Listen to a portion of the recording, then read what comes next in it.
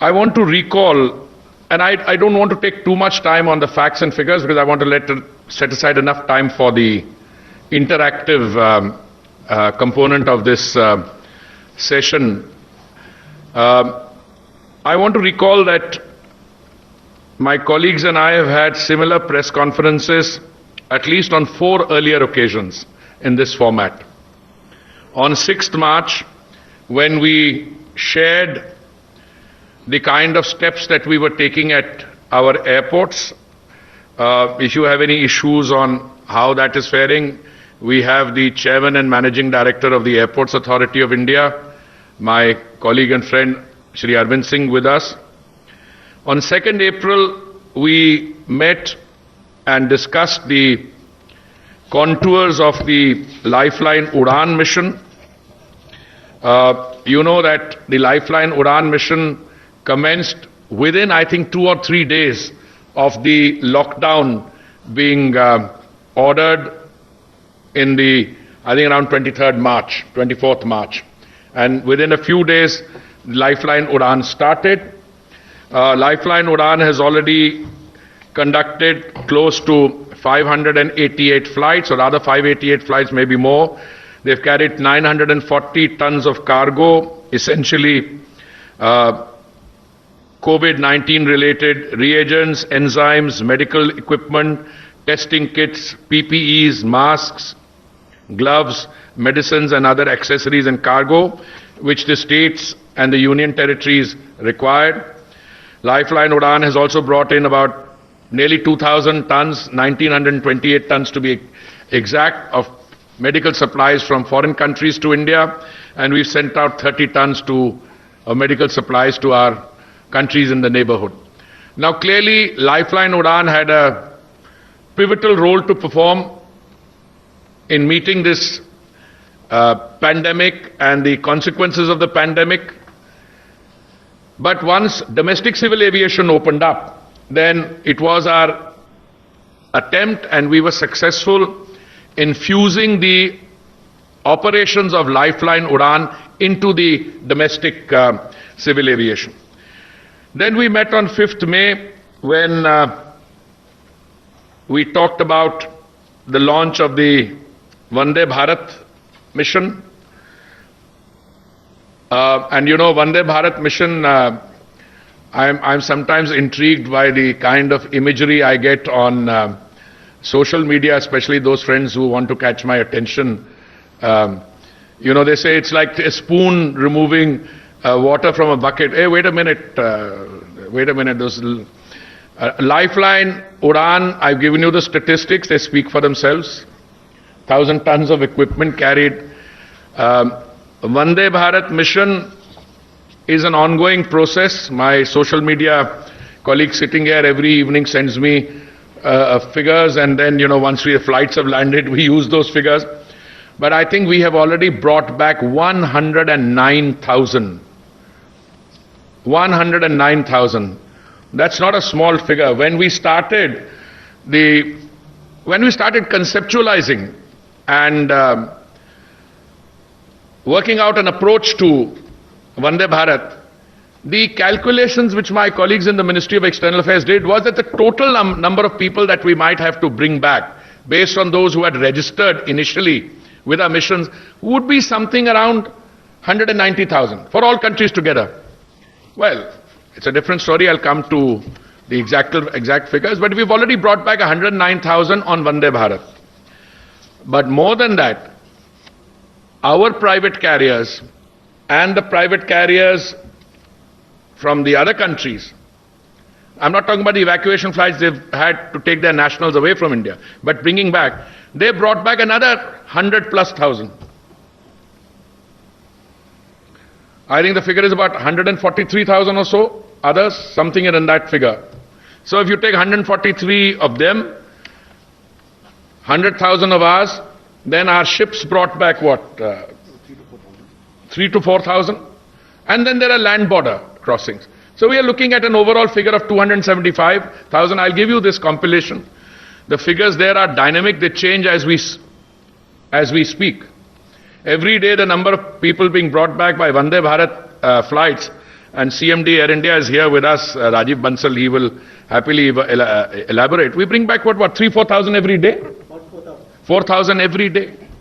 So, yesterday's figure was 109,000. Now we don't only have Air India conducting Vande Bharat flights, we have 3 of our private carriers who have joined in. Last time I was here, I remember one of you asking, why not the private carriers? I said from the day go, ours is an open invitation. Whenever the private carriers are ready to join the Vande Bharat mission, when their crews are ready, when their other systems are ready, they should, and I'm very happy they have. Meanwhile, it's not as if those private carriers or others have been inquired. Many of them have been carrying out charter flights on a much larger scale. So we have the Air India family bringing back 109,000. We have our private carriers and other private carriers of other nationalities bringing back another 100,000 plus, 143,000. So the total evacuation out, which has come, people already brought back, stranded Indians in distress, is close to 275,000. So any attempt to portray on social media that, people, look, we are doing the best that we can. And I can share with you today that the number of flights that we are adding for the coming days is even larger. But our ability to augment the carrying capacity, you will agree, is entirely contingent on the state governments being willing to take people. Now, we were slow to start. Let me recall,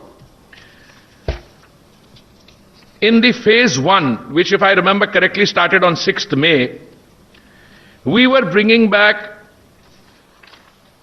something like 12,000 plus people, 12,708, from 12 countries in 64 flights.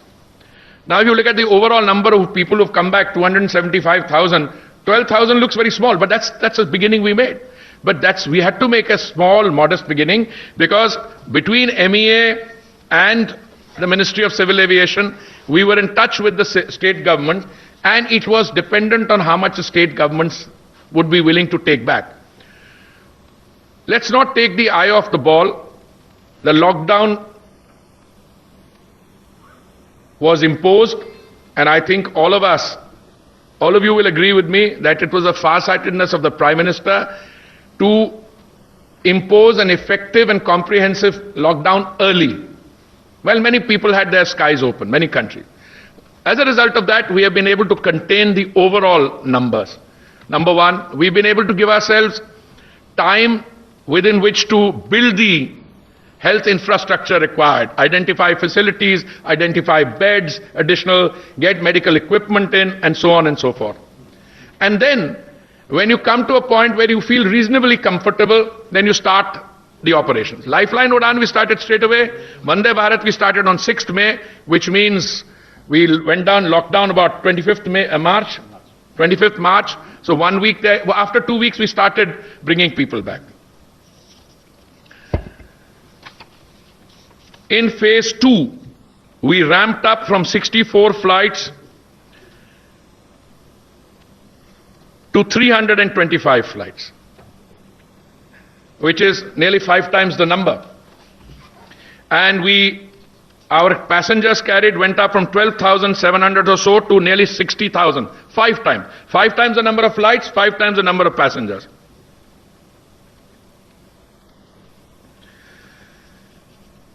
In phase 3, the total number of flights has been raised from 325 to 581.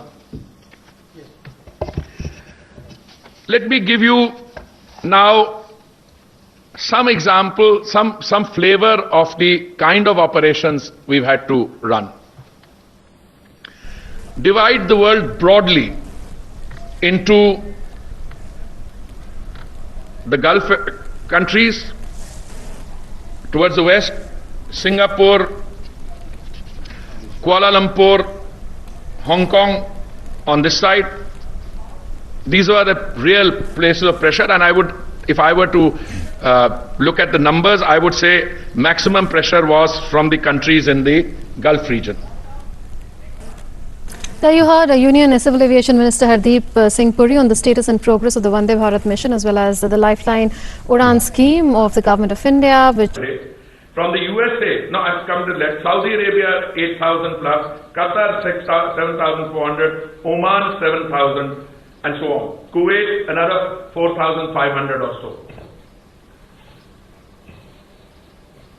Now, our capacity to increase the number of flights was entirely dependent on the receiving destination showing willingness to absorb them. Now let me tell you that the maximum number of passengers who have come in to the state of Kerala. On Vande Bharat flights, largely carried out by Air India, about 30,000 people have come in. On charters, another 40,000 people have come in. And the charters have been run by private Indian airlines and others. But those charters and these flights are being added significantly as we move into the final phase of phase 3 and go into phase 4. Delhi, on Vande Bharat, something like 40,000 people. On charters, another 16,880. About 56,000 total. Kerala 70,000. Tamil Nadu 20,000, Maharashtra 20,000, Telangana 11,000, Karnataka 6,500.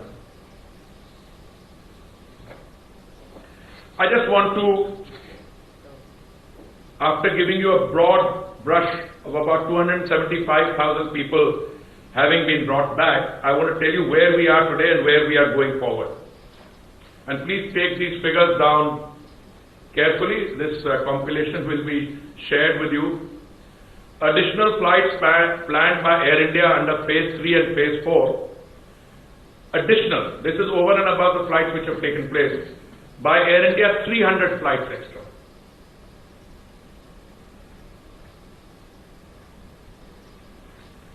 In addition to the Air India 300 flights, we have offered 750 flights to domestic private carriers. So 300 to Air India, and we've offered 750 to domestic private carriers, which means a total of 1,000. I'm not sure that all the 750 will be availed of. I don't know. Maybe yes, maybe no. I'm not sure Air India will be able to carry out 300, but that's what they're planning, and they have their systems in place. 40 odd of these 750 flights have already been scheduled by the private operators. We are also, in addition, taking very effective steps to bring people back from areas where Air India never flew. For instance, countries in the Latin American region, some parts of Africa. Yesterday we spent a lot of time talking about those of our students who are stranded in Kyrgyzstan, Central Asia. Now we don't have flights to many of those places, so you conduct special flights to bring them back. There's been an impression around, I think, even if I may be allowed to use a term, I normally don't use strong language, but motivated impression on social media that this is some kind of a monopoly being created for Air India. Clearly the facts don't add up. If we are giving 700 flights to our domestic carriers and we are giving flights to foreign carriers, now clearly there is no monopoly here at all. But we also know what the facts are. If you have to carry out evacuation flights to and fro from here to the United States and United States back here, out of our carriers, Air India is the only one which has the wide-bodied platforms which can carry. And I would like CMD Air India in a little while to tell you how many flights have carried out to the United States and Canada. I mean, I recently recall a discussion where we added, what, 70 flights? 70 flights in one go we added. 50 to US and 20 to Canada. And then of course, our friends, I like to use a particular term I'm going to resist on social media, saying, but you know, this is not correct. Hey, wait a minute. All the tickets for all these flights were in the most transparent manner made available for sale online. So anyone who's suggesting that, this was done, well, the tickets were over before, before too long. Why? Because on the day that the flights were opened from the India end to the US and Canada, I think you had 60 million hits.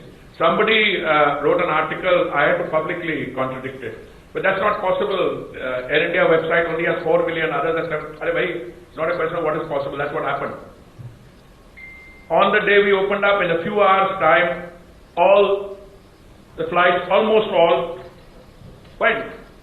So what is the solution to that? The solution is you add the number of flights and try and meet the demand. I personally believe, and I'm going by my experience in terms of interaction through all of you call me, through other people, we have been able by and large to meet a large proportion of the demand.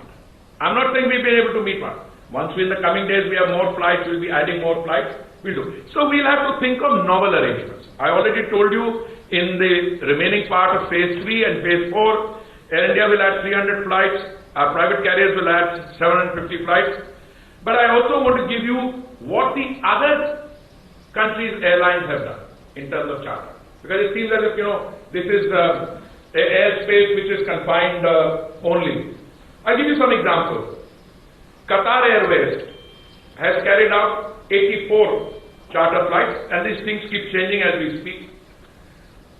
Outward, this is outward 84, inwards 40, KLM 67, Fly Dubai 57, Air Arabia, Jazeera, Kuwait Airways 45. So it's been large number of flights, over hundreds of flights, and the number of people who have carried it is over 100,000. Now, I want to touch on one issue in passing. Some people agitate, perhaps for good reason, that they have entry permission to go back to the countries where they normally reside, and that they are not being allowed to go back. Wait a minute. If you have entry permit to go back, all countries have placed restrictions. And when we talk about the possibility and feasibility of international flights resumption, I'll come to that in greater detail. But if you have permission to go back to a country A or U, anywhere in the world, nothing can prevent you from going back. You have the permission. All you need is a platform to travel on, a carrier to travel on. I have the CMD of Air India here with me, and I'll request him to speak. Anyone who has a valid permission to travel back is most welcome to fly on his, because his outbound flights in any case are carrying far fewer people than the incoming flights to the Middle East and Gulf, to Singapore, to other countries in Southeast Asia. So you're most welcome to fly on this. The purpose of this invitation is so that the false narrative which is sought to be created as if we are standing in the way, that's just not correct. You're most welcome to fly back. I want to come, if I may, to the issue of international operations. I've been Minister for Civil Aviation for a year, but I have with me all the stalwarts who have been, before becoming DGC, Arun used to be a Joint Secretary in the Ministry, he knows. Mr. Astana has been looking after civil aviation security for a year and a half. He's been around for a long time. Pradeep has, at different points of time, managed airlines. He has been secretary for about 2 years, Pradeep, or so? More than a year, longer than me. And Arvind has been Chairman Airports Authority, and Mr. Bansal, apart from being CMD Air India now, he's also has a civil aviation background. Look, there are two things that you require if you want to have normal international civil aviation. One is you need the airspace to be open. That means you must allow people to fly in. You must have the entry or the border acceptance to be free. What happened as a result of COVID is that many countries decided that they were not going to allow nationals other than their own to come back. Frankly, that's the position we also took in India. We said any Indian who's stranded outside can come back. We subsequently modified that to say if you are a overseas citizen of India, card holder with some conditions, you can come back. Foreign diplomatic missions, their personnel could come back. And then we opened up a little, some people coming for important or urgent business, we opened. All other visas were suspended.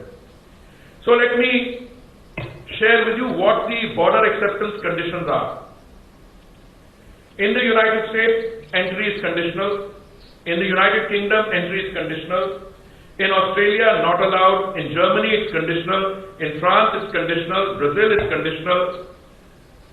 In China, it's conditional. South Africa, conditional. UAE, conditional. Singapore, conditional. Now, if you have border entry point conditions imposed, it means you cannot allow normal civil aviation in the normal sense, which is you have a summer schedule, airlines announce the number of flights, they operate the passenger cannot enter the other. So what happens is, we are dealing with a situation which is constrained by certain conditionalities.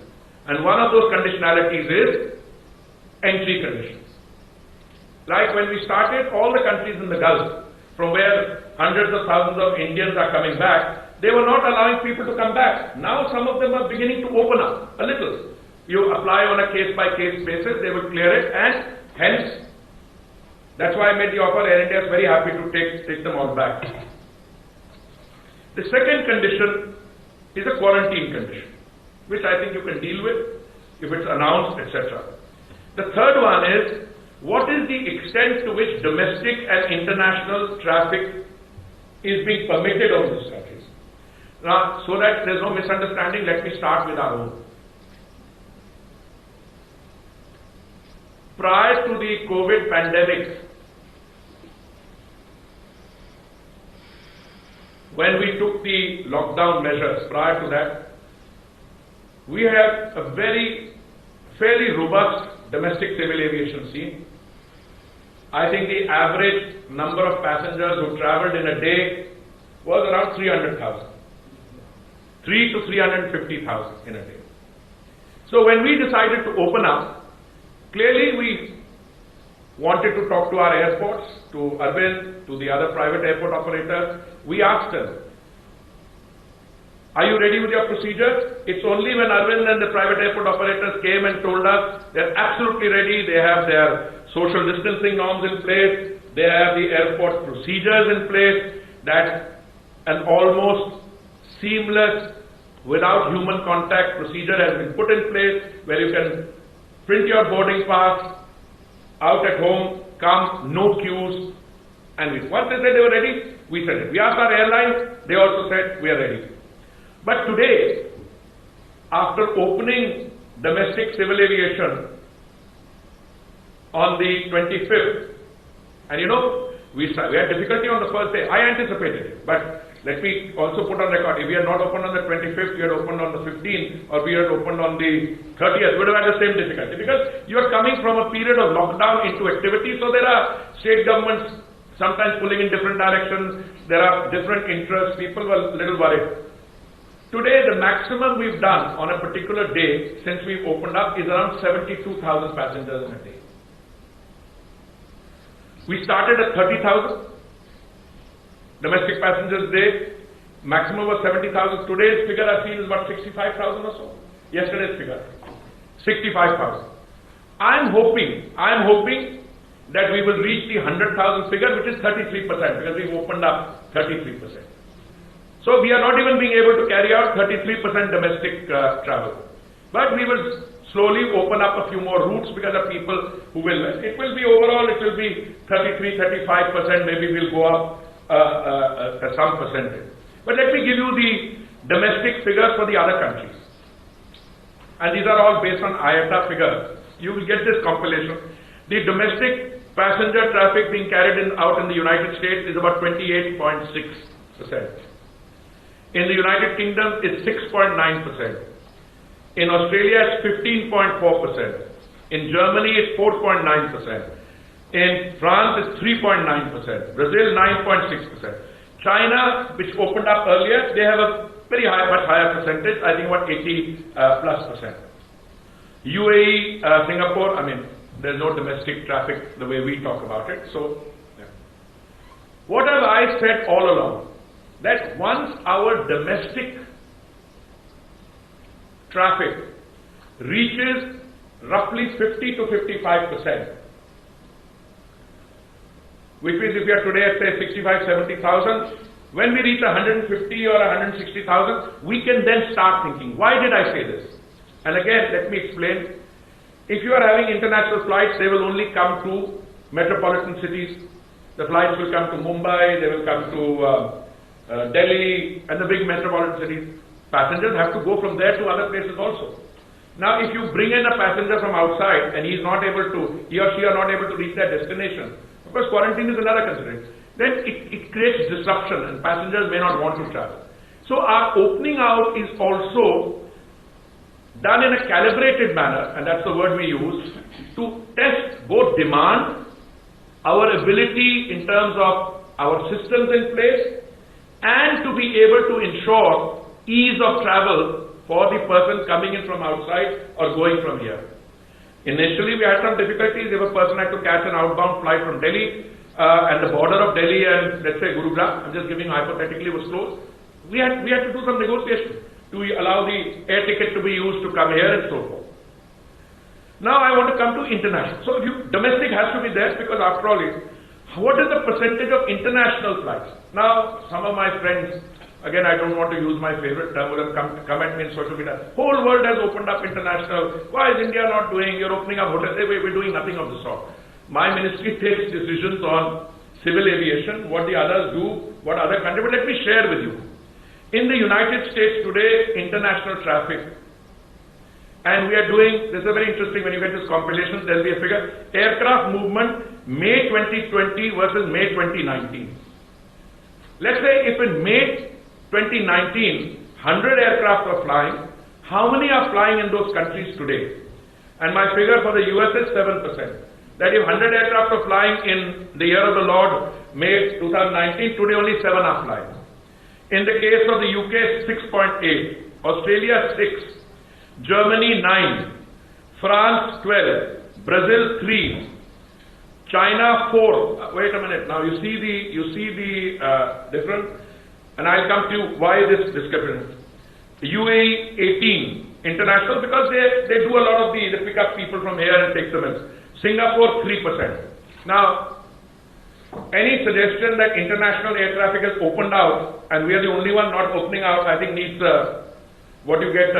I should use reality check, and I'll give you this figure. This is a dynamic figure, keeps changing.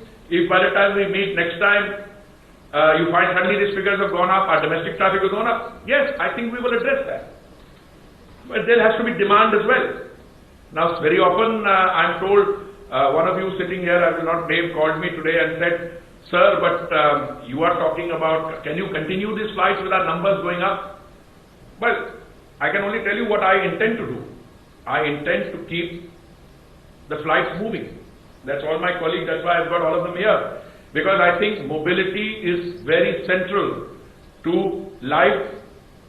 I'm not only talking about urban mobility within the country, but domestic mobility within a country. And it's a critical economic activity. But the exact timing when we will open up international, it means the other country has to be open to receiving international flights.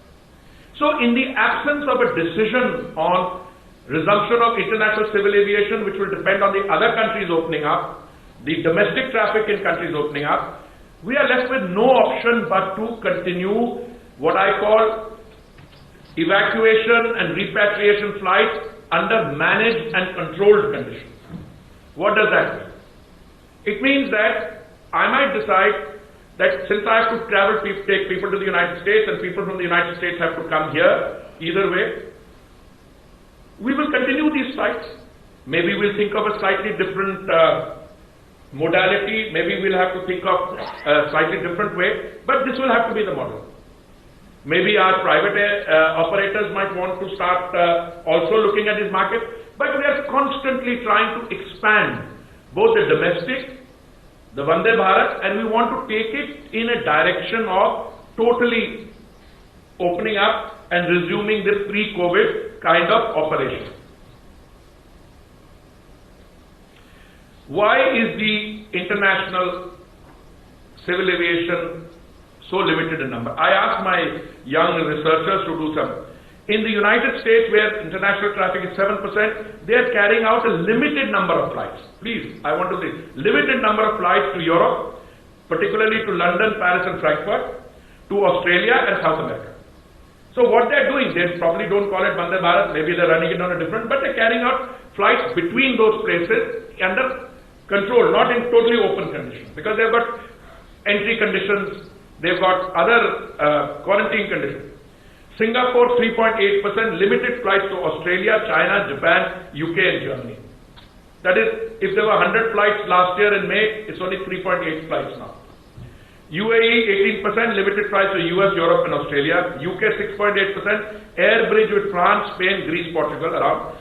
France 12.8%, Amsterdam, Barcelona, Athens and Frankfurt. Now we take advantage of some of these. We have, for instance, Indian citizens wanting to come back from the Caribbean. Now it's very difficult for Air India to fly to the Caribbean, so what we would typically do is for Air India to be in touch with one of these airlines, let's say KLM, and request KLM, which is flying to these places, to bring those passengers up to a European hub, and for Air India then to transport them back.